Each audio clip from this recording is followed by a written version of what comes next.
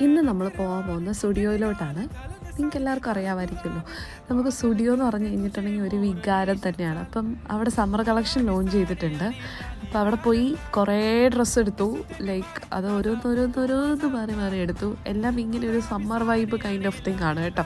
കോട്ടണിലൊക്കെ ഒരുപാട് നല്ല നല്ല ടോപ്പുകളുണ്ട്. ഇതൊക്കെയാണ് എനിക്ക് ഇഷ്ടപ്പെട്ട് ഞാൻ ട്രൈ ചെയ്ത് നോക്കി. ഇതെല്ലാം ഒരു ജിൽ കൈൻഡ് ഓഫ് ഡ്രസ്സാണ്. എനിക്കിത് ഭയങ്കര ഇഷ്ടപ്പെട്ടു കേട്ടോ. നിങ്ങൾക്ക് ഇഷ്ടപ്പെട്ടോ എന്ന് പറയണേ.